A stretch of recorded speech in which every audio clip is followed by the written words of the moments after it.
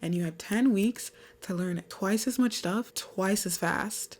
And also because it's Stanford, twice as hard. So we get to do all these things on campus, we live, but like, with what time? Do you see the time? Where? Oh, we knew life would be alright, but who could have known it'd be this good? Oh, Lord. Welcome back to my channel, you guys. Today we're going to be talking about 10 things that I hate. Oh, I know. You need to leave. What? But 10 things that I hate about Stanford. When I was trying to make my decision, weigh the pros and cons about committing to the school, I searched up videos just like this. So now I'm just going to be doing my own little version, and yeah, let's go. Number one is prices. If you didn't already know, I hate to break it to you, but Cali is expensive. I don't know why. I don't know if it's the palm trees. I don't know what the reason is, but when I be going through Uber Eats, I be looking at these prices like, damn! And this is gonna affect people who are not from Cali more, because I think like if you're already from Cali or you were born and raised in California, then you're used to these prices, or you're like used to this, so it might not be a problem for you. But if you're not from Cali, or even if you are from Cali but you're just not like loaded, ordering food, calling an Uber, even like just getting food on like some of the cafes on campus that maybe don't take dining dollars or something like that, it's gonna run you a stack. And so this is where budgeting really comes in, because like you actually have to take budgeting seriously here, or else you will go broke. The quarter system. Why, oh why, do I end school mid-June?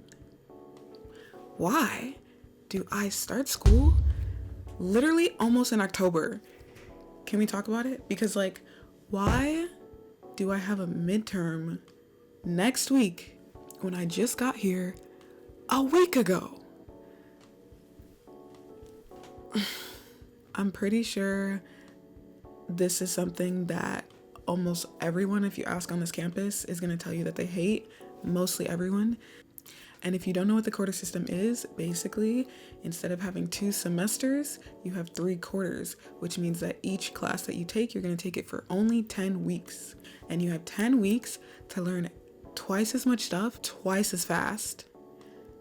And also because it's Stanford, twice as hard. So it's like, it's not a good recipe. It's definitely a recipe for disaster. And I know so many people, almost everyone I've met, who hates the quarter system and doesn't know why it exists.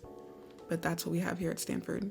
It's literally a grind from the moment you get here to the moment you leave. And I mean like graduate, leave.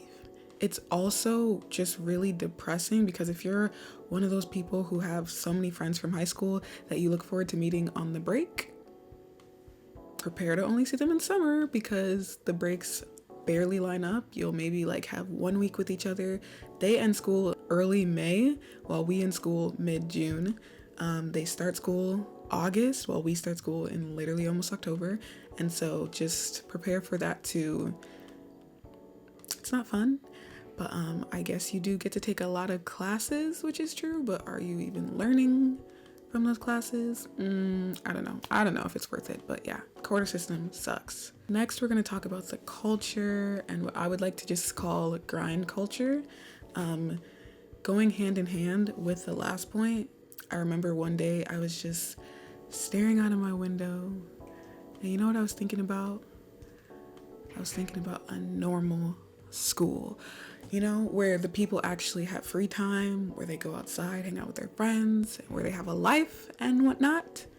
And then I snapped back to reality, and I was just kind of like, man, because Stanford classes are really, really hard and the quarter system is really, really fast, it sometimes feels like everyone is always grinding. You have a midterm, and then the next week you learn something completely new, and then the next week you have another midterm. Like, of course they're grinding, but it sucks because no one really hangs out that much. Everyone's always busy, everyone's always studying. Literally most of the memories you'll have are from studying with your friends, or like applying to internships with your friends, or like chatting in class, which you can barely really do anymore because the teachers don't play that. But like, it's still working. Like, it's not actually just chillaxing with your friends. You're still working, you're still grinding, because everyone's always grinding. And people will tell you that like it is what you make it, you know, you gotta make time for your friends, you gotta make time for hanging out. But on this campus, because of how hard classes are and everything, it's really hard. Like, it's actually really hard to make time for fun. And like, sometimes I'd be on Instagram and I see like my friends at other schools and they're just like partying and like, I don't know. It's sad. I just walk out the door, you see someone that you know, and they ask you how you are, you just have to say that you're fine when you're not really fine.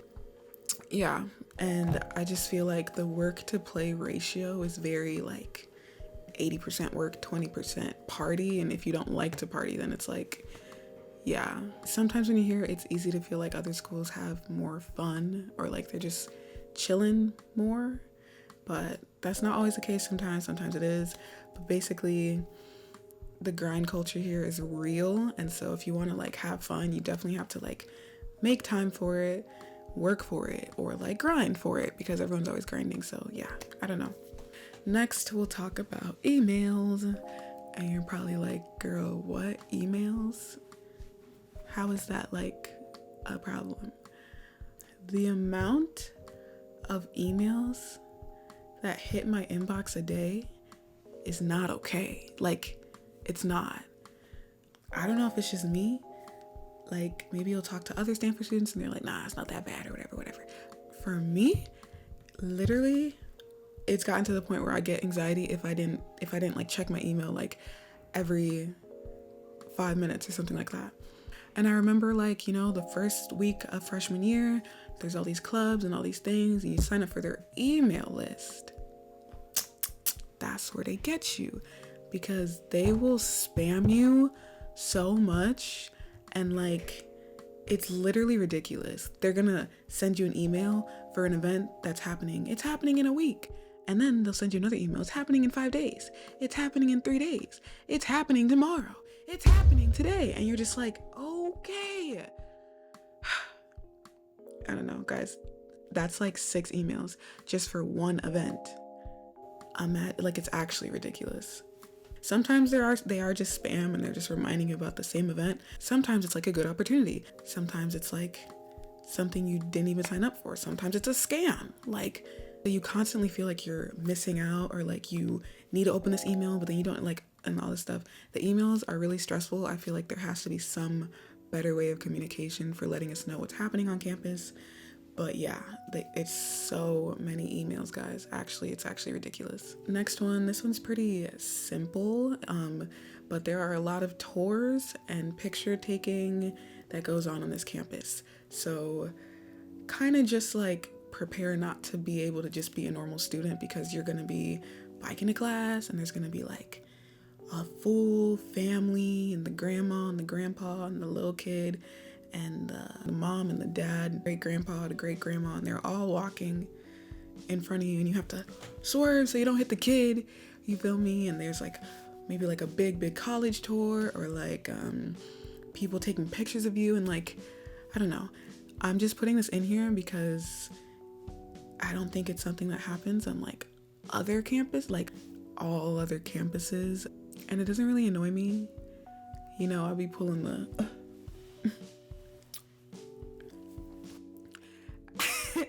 but it's definitely something that's like different here. Next is very important. This is the social scene is overwhelming. What do I mean by this? You know, I'm gonna break it down for you. Don't even trip. So you just heard me talk about how everyone's always grinding, so nobody has time to have fun, right? And then you heard me talk about how many emails we get in a day, right? So mix it all together and you get no social battery left, literally. When I say there is always something going on this campus, there is always something going on in this campus. I don't care what time it is. That might seem like hey, we get to do all these things on campus, we lit, but like, with what time? With what time? Do you see Crocodile Lake? Where? Do you see the time? And my first like 2 quarters here, I genuinely this genuinely stressed me out. I know it's like, okay, well then don't go to the parties, but like you want to meet people, you want to do all these things, but you're always working because there's always work to do. So it's like so stressful. And now I'm chilling more, I'm just like, man, whatever. I don't really care if I miss out. And sometimes you actually are missing out. Like sometimes the fear of missing out is very real because you are missing out. But nowadays I'm just like, man, I don't care. But before, guys, I was actually like so stressed out because I was like, there's this event, there's this event, there's this event, there's this event. And like I have classes, I have tutoring, I have office hours, I have workshops, I have a job fair to go to, and I have to eat, that's another thing people should do, if they have the time. There's a party here, there's a party here, there's a party there, there's a party there, there's a party there, there's a party there, there's an event here, there's a LeBron James is here, and it's just like, ugh. So yeah, the social scene is a lot, but definitely taking time to yourself and just realizing like, okay, I'm not going. LeBron James is here, I'm not going. Next, we're going to talk about the classes and / teachers. I'm really putting you on game right now because I did not expect this at all. So, as you guys know, Stanford has some of the best professors in the country and perhaps in the world. And for that, I'm so grateful. However, from what I understood when I've asked around, and even when I asked some of these teachers, is that they were actually hired based on their researching skills and not necessarily their teaching skills. Now, what does this mean? It means that learning from them can actually be pretty rough. And if you're looking for like opportunities, like connections and like research, they are the gold mine because they've done so much in their field. They're brilliant. There's literally like brilliant people teaching these classes. However, brilliant, and you got to bring it down to like intelligent, smart, average. That's where like the students are at in terms of the knowledge because they want to learn it and they struggle to do that. So if you're like genuinely interested in the topic and you're enrolling in the professor's class because you just want to like explore and like learn it from scratch, they're not going to show you the way. They are not going to show you the way.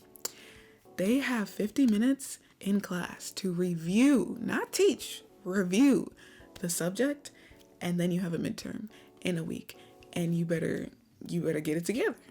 Office hours is your best bet for getting any type of help. Like in class, you don't got time to ask questions because they be teaching. They gotta go save the world and like build a rocket for NASA, right? So in class, you're not getting no help. Office hours is your best bet, and even then you're lucky if you get help because everyone's in there because everyone's confused. So there's so many students asking questions. And that's the reality. And that's something I really did not like because I feel like at other schools or like maybe a community college or something, teachers there are kind of like hired based on how they connect with students and how they like,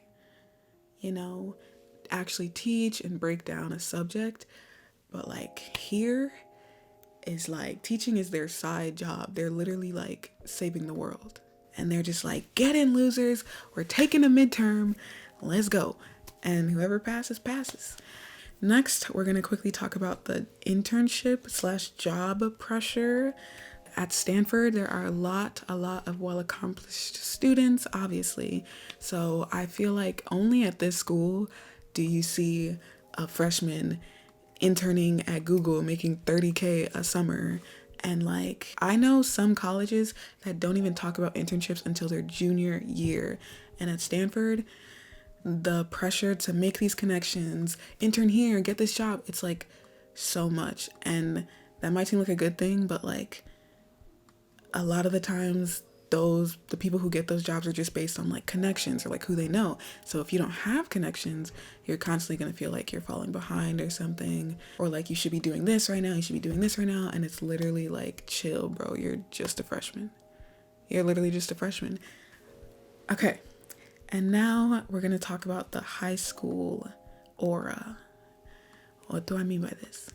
This once again goes hand in hand with the grind culture I mentioned before. When you celebrate a student based on their grades, their achievements, their academics over and over and over and over again, they start to think that's all they're worth, right? And so you're in these classes with like all these people and you start to realize book smart, street smart, not the same thing. That's why you'll hear people be like, oh man, that test was so easy. Oh man, I could have gone to Harvard, you know, Stanford was my safety school. And you're just like, boy, if you don't. And that's what can kind of make Stanford give off like a high school vibe, kind of, because although the people are like really, really smart, a lot of them are immature. What's your GPA? Did you get into Harvard? Did you get into Brown? Oh my God, like, can we talk about like the political and economic state of the world right now? Lastly, this is just kind of hand in hand with like the tours and picture thing, but obviously Stanford is a really popular school, and so they care a lot about their reputation.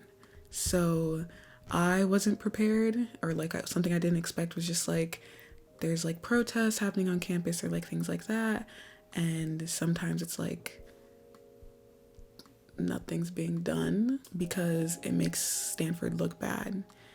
Kind of like with the like admission scandal and like all that stuff, like just some of the things that go on can give you the ick sometimes.